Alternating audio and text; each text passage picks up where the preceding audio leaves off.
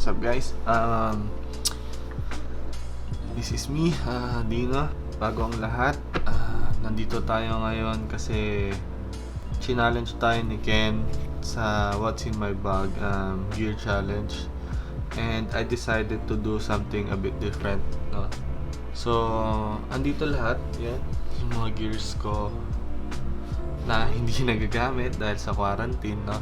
Ikutin natin yung gears ko and the story behind dun sa each gear na papakita natin, no? Pag-usapan natin dito mostly sa gear para konting ano na rin, info sa mga gusto rin mag-start, no? Yung thought process nung pagbili, kasi hindi tayo basta-basta lang dapat bumibili ng gamit. Pinag-iisipan yung upgrade, kasi magsasayang ka ng pera pag hindi mo pinag-isipan maigi. So dahil what's in my camera bag challenge ito, pag-usapan natin mostly is things I love about dun sa gear and why and how I bought it. Yan. No? So mostly installment lang. Muna tayo sa mabababa bago doon sa mga lente. Unahin natin yung bag. So nag-umpisa din ako sa mga simpleng bag, and then nag-top case din ako. So I guess unahin natin yung top case.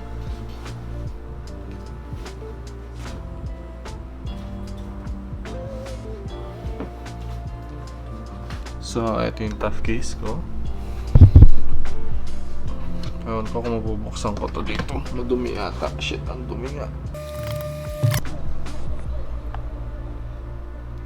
Yan. Nakalagay kasi dito yung dalawang AD200. Ito siya. Dito yung mga lighting equipments ko. Ito lead pouch. Yan. Galing kay A-Vision. Yan, shoutout kay Sir A-Vision. Yan. So yan, dalawa ito. Mamaya, pag-usapan natin to. Tapos ito, pinagawa ko kay A-Vision kasi dalawa. Tough case 600 kasi to. So meron pa siya sa ilalim. So parang may basement siya. Andito yung chargers, tsaka mga things na kailangan para sa ilaw. Tela, ginagamit namin. Ito yung softbox. Pangarap ko yung softbox ni Ken. Yan.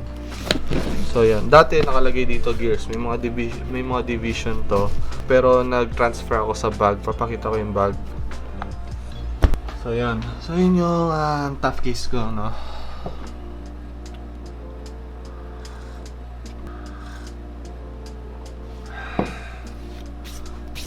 Okay, ito yung bag ko, hindi ata kasya sa frame. Yan, Peak Design. So dito kasi nailalagay ko lahat, pati tripod ko and everything. Dito kasi ito yung hook ng tripod, so pwede mo tong higpitan, hilahin mo lang. A problem with this bag, pag binili mo, wala itong laman. Dito mo siya bubuksan. Expansion pala yun.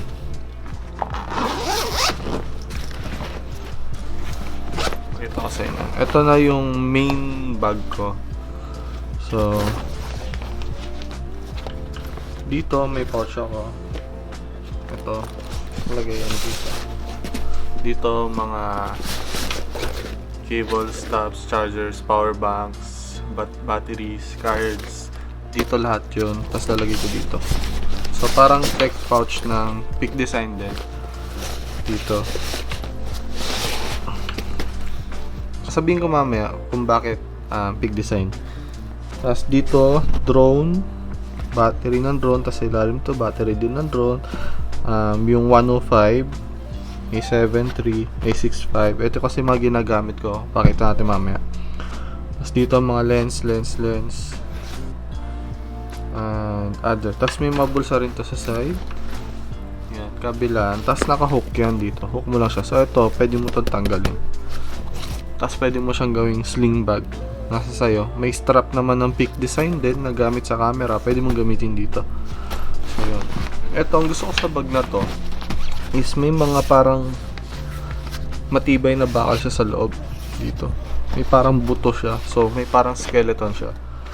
Pag binubuhat mo siya at ginamit mo yung nakatagong waist bag niya, waist strap niya, dahil nga may skeleton siya, yung bigat lahat nasa waist mo na.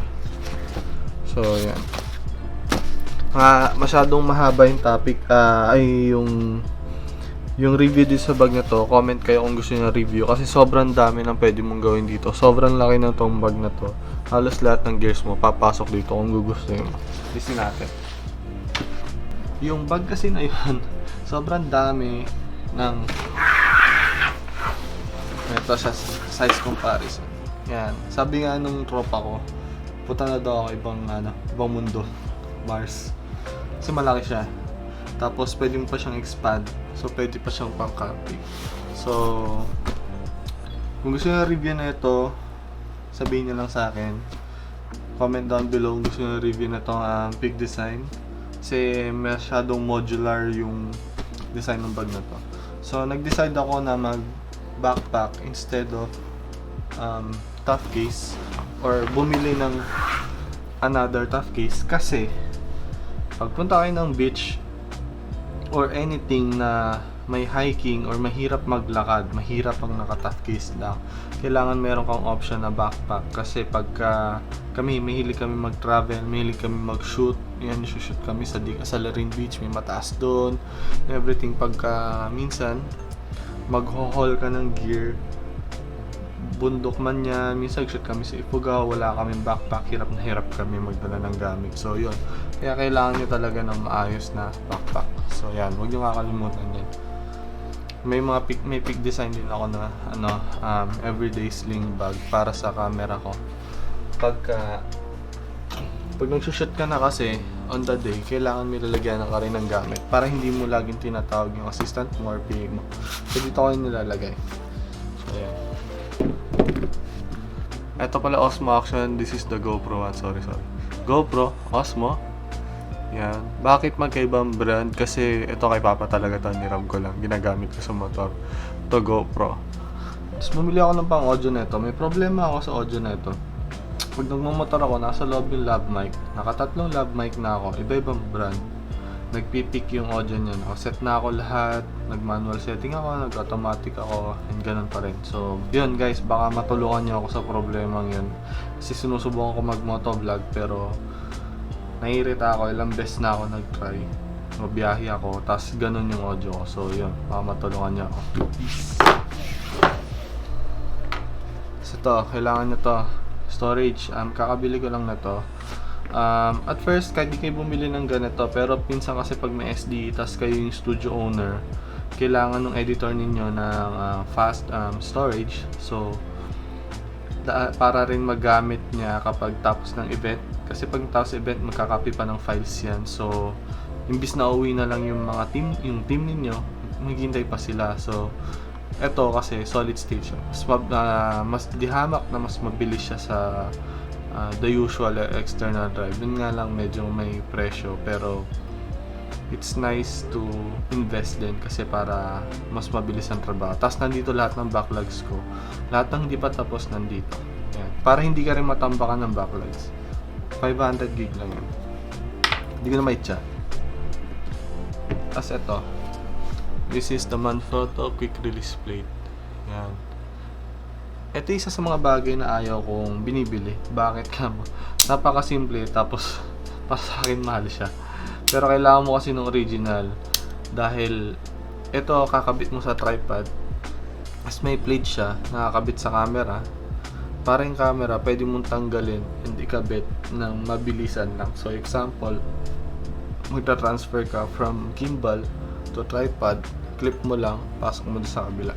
So, ganoon siya kadali. Yung local kasi umuuga. So, delikado. Pero kung ingatan mo naman, pwede rin. Depende rin sa'yo. Yung iba nakita ko, naka-local naman sila. Tapos, nabot din naman ng ilang taon, hindi pa sira. Pero umuuga lang. Nalagyan nila ng palaman. So, yan. It's up to you guys. Lagyan na ng card. Ito kasi, hindi ito original na Linka, ha? Yan. Basic lang. Pakita lang natin. So yan, batteries. Yung mga batteries o charger. Sa charger hindi ako maselan kahit Andover lang for the A7 III. Pero may battery ako na Dura Pro. Pero I don't suggest na ginagamit nyo tong mga ganitong battery. Hindi naman sa hindi sila goods. Pero kasi sa mirrorless medyo maselan ang battery. Sa mirrorless kasi, advice ko, huwag kayong gumagamit ng as much as possible ng copy. So kung bibili kayo ng third party na battery, hindi copy, third party na battery, huwag niyo siyang ginagamit na pambabad. Gamitin niyo lang siya pag kailangan niyo talagang gamitin. As much as possible yung original lang gagamitin niyo. Kasi meron ako mga nabalitaan dati matagal na problema yung camera nila, mirrorless, Sony to be specific, mga Sony. Hindi mo yung ko yata yung camera. So yun, next is ito, Manfrotto Pixie. Actually na-aksidente, nabili ko to ng dalawa Lazada. Pagka nag-add to cart ka, minsan di nagpa-prompt or walang lumalabas, na-add to cart mo na pala, tapos pipindutin mo pangalawa, tas dalawa na pala yung order mo, hindi mo alam. So feeling ko may mga ganong issue din, visit na Lazada. Pero nagamit ko pareho. Yan, yung isa nandyan sa A7 III, nakakabit siya para mababa lang siya sa table, tapos pwede mo siya hilat. Pero pag mabigat yung payload, babagsak yan. Pero good siya for vlogging or kailangan mo lang itayo yung camera somewhere. Alam ko si Kong ganyan gamit niya dati.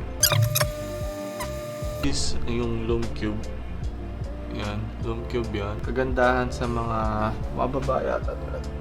Waterproof to dati, kaso nawala ko yung takip sa likod. Nag-shoot kami sa Ifugao, nawala yung takip. Kasi itong power bank, camera mo dati, kailangan mo ng outlet, 220 volts, para saksakin charger mo. Ngayon, lahat halos na mirrorless na lumalabas, yung battery, pwede mong i-charge USB lahat. Tapos pwede mo rin direct sa camera, USB. Pwede rin dito yung charger. So yun, napaka-useful na to. Kaya pag may shoot sa malayo, may dala ka lang na isang ganito, tatagal ka na siguro kung sa battery lang ng camera to ay 3 days na pre-wedding yan. Papalag to. Yun. This is yung monopod. Maalikabok ka na. Monopod na Manfrotto na isang inutang ko dati. Bakit kailangan mo to? Ito laging nasa sasakyan namin pagka may shoot. Pero madalas hindi to nagagamit, pero lagi namin itong dala. Kasi bakit? There are times kasi na wala kang mapagpapwestuhan ng tripod. Hindi naman yung venue yung mag-a-adjust sa'yo. So, it's nice na makapag-shoot ka at a tight space. Tapos halimbawa kulang kayo sa manpower.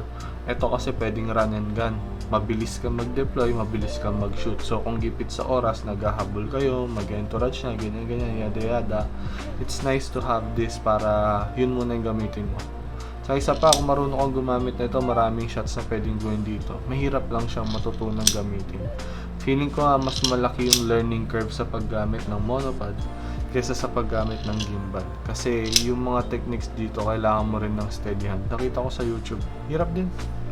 Nice. Monopod, must have din pagka para sa buong team. So ito yung gimbal ko.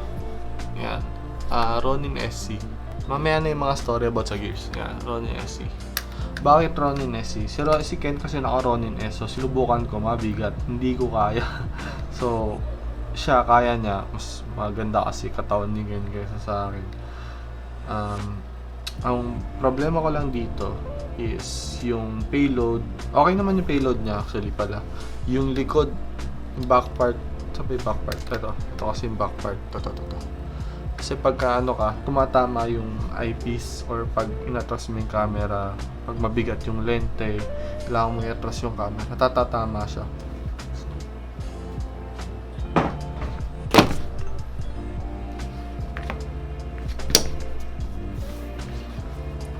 These are my straps. Mahirap ang walang maayos na strap. So these are Peak Design.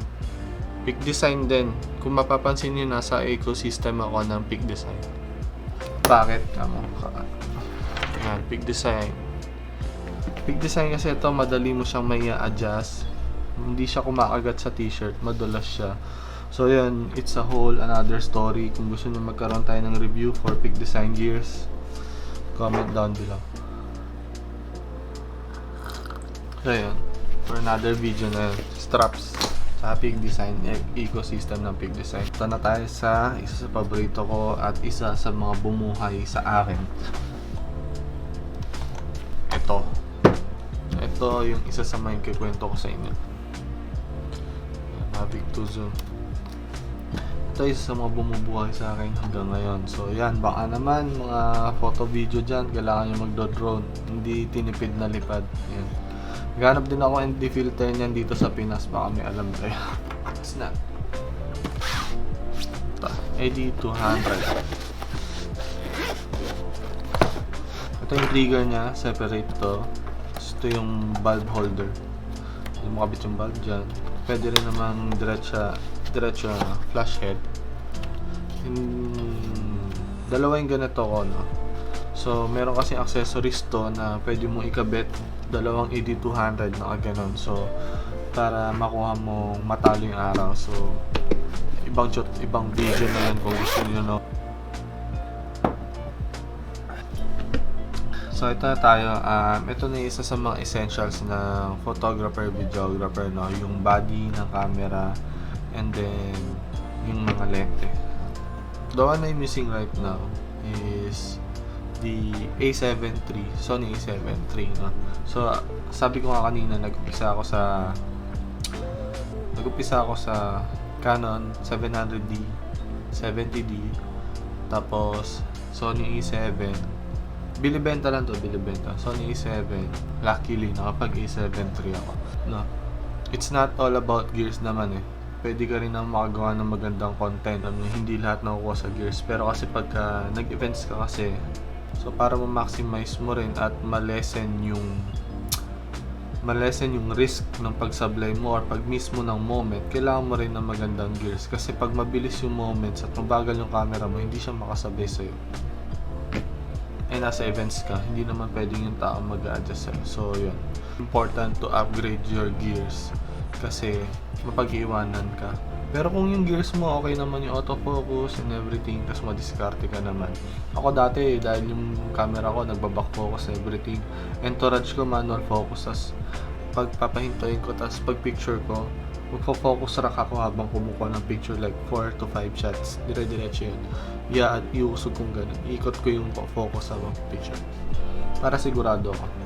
Mas naka 3.5. Pero ngayon, hindi na kasi yun nga. Nakapag-invest na ako sa master gear. So, hindi less yung pagod. So, yan yung A7 III. Tapos, this is the A65. Yung nasa taas. Yan, A65. Yung ginagamit ko, pang-backup ko yan. So, ito yung story ng A65, no? Sa A65 kasi, ito si A65.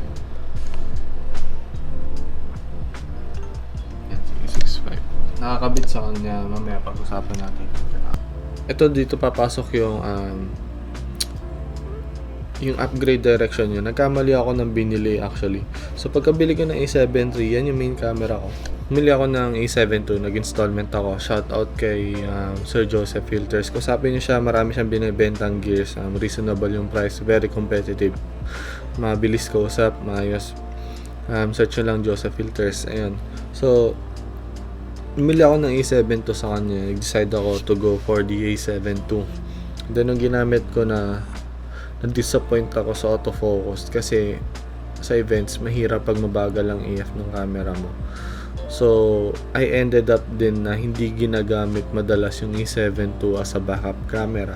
So, parang sayang investment ko. So, ginawa ko, binenta ko yung A7 II. Bumili ako ng A65. Ang problema lang sa kanya, crop. Pero, mabilis yung autofocus niya.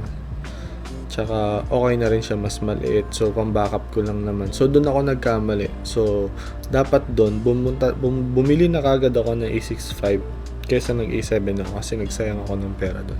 So, yung sinasabi ko minsan maling decision na ginawa ko tong video na to para din maiwasan ninyo. And then, dumating si Tamron 2875. Napakamura, 2.8 all the way, sharp, mabilis ang focus. Perfect na perfect sa events kasi if you're going to take one lens papuntang simbahan at hindi mo madadala ng ibang gamit mo, basta kung pwede ka lang magdala isang camera, isang lente, ito yung combo mo, yung camera mo tapos yung 2875. Ngayon nung nagkaroon na ng budget, sabi ko gusto ko na makatry. Nakita ko kay Sir Richard Gatmetan yung gamit niya ang Sigma Art 105. Tapos lumabas yun, na-inlove ako. Sabi ko, shit, ang ganda naman ng lente na to. Sabi ko, si reviews, 10 out of 10. Sobrang ganda. So, ito na nga. Ito na yung baby ko. Yeah.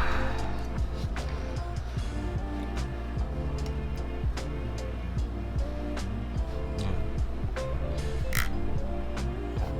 Sobrang laki.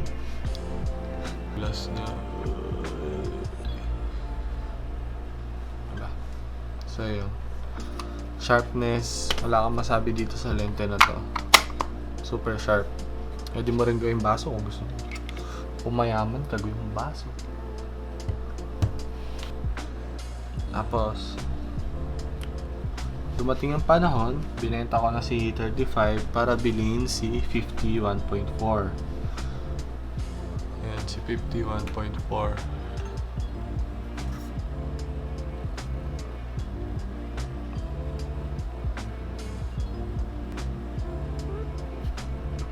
Kung ano yung mga mistakes ko sa pagbili ng gamit, ano yung naging purchase decision ko, ano yung naging kumbaga ruta ko sa pag-upgrade ng gamit. Kasi there are mistakes along the way, tulad ng bumili ako ng 70D.